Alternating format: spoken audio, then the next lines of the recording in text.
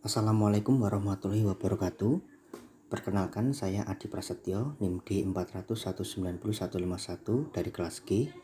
Saya akan mepresentasikan tugas praktikum instalasi residensial pada modul ke-6, yaitu instalasi jaringan komputer. Yang pertama adalah pengertian LAN, kemudian jenis-jenis LAN, manfaat LAN, fungsi LAN, kekurangan dan kelebihan LAN, dan perbedaan LAN dengan jaringan yang lainnya.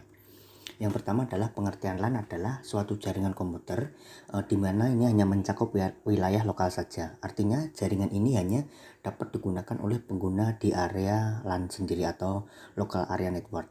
Kemudian LAN ini menghubungkan perangkat ke jaringan internet melalui perangkat jaringan yang sederhana. Dalam jaringan LAN ini biasanya ditemukan kabel UTP, hub, switch maupun router. Contoh dari jaringan ini adalah komputer-komputer pada sekolah, perusahaan, atau warung internet, dan lain sebagainya. Jaringan pada area ini terbatas, biasanya merupakan jaringan LAN. Kemudian jenis-jenis LAN adalah, yang pertama adalah satu, jenis LAN berdasarkan media transmisinya.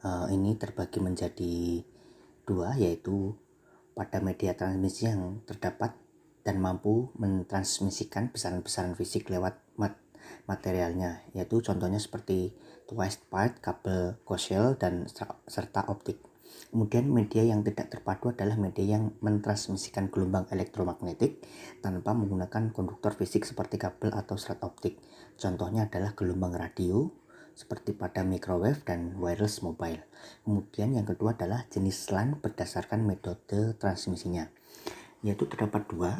Yang pertama adalah baseband. Pada metode baseband ini, data yang berupa sinyal digital langsung dikirim pada media yang digunakan tanpa mengalami perubahan apapun. Dengan cara ini, data benar-benar tergantung pada kualitas media yang digunakan. Media tersebut hanya dapat digunakan secara tunggal dan perlahan yang dibutuhkan yang secara sederhana. Kemudian adalah broadband. Data ini dikirim harus diubah dulu menjadi signal analog atau mengalami modulasi dalam tanda kutip. Hal ini menyebabkan data dapat dikirimkan pada jarak yang lebih jauh daripada baseband, dan juga media dapat digunakan secara multi-channel sehingga pemakaian media lebih efisien, tetapi peralatan yang diperlukan lebih rumit, misalnya memerlukan modem frekuensi radio atau RF modem. Kemudian yang ketiga adalah jenis LAN berdasarkan arsitektur fisik atau topologi jaringannya. Ini yang dimaksud adalah ada beberapa jenis, yaitu point to point, kemudian star, ring, bus, dan tree.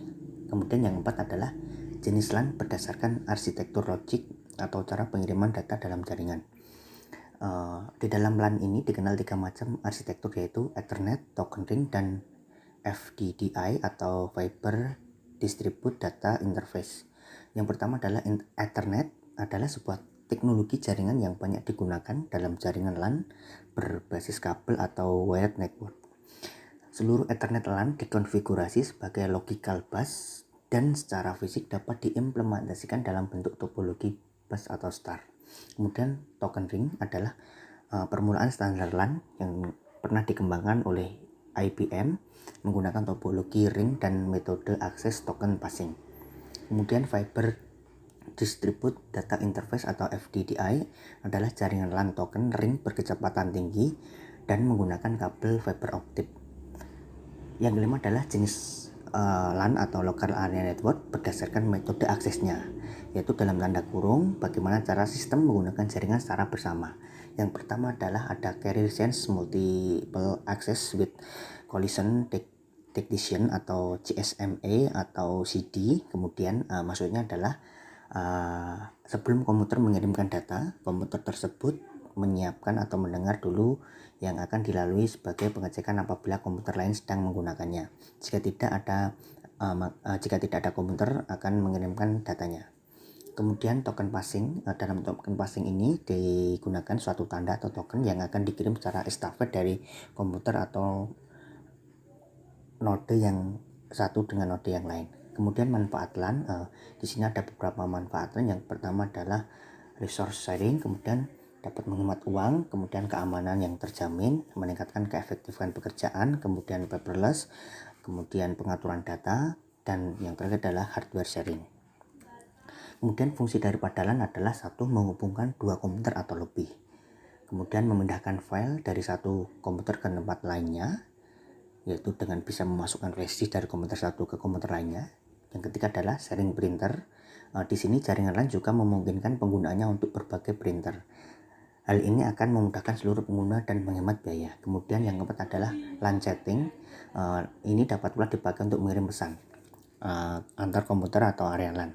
Kemudian yang kelima adalah remote komputer, yaitu melakukan aktivitas remote pada suatu komputer dapat menggunakan perangkat lunak seperti TeamViewer. Akan tetapi perangkat lunak ini hanya dapat bekerja ketika komputer tersambung ke internet. Kemudian adalah kekurangan dan kelebihan daripada LAN. Yang pertama adalah kelebihan dari jaringan LAN, yaitu melakukan transfer file melalui suatu server. Pengatur keluaran masuk informasi adalah hal yang memungkinkan. Kemudian penggunaan dengan LAN dapat membuat pekerjaan lebih efektif dan efisien. Ketiga adalah keamanan kerahasiaan data maupun investasi terjamin karena LAN memiliki sistem pengatur password. Kemudian keempat adalah tidak banyak penggunaan kabel. Kelima, user interface yang digunakan adalah fasilitas yang baku.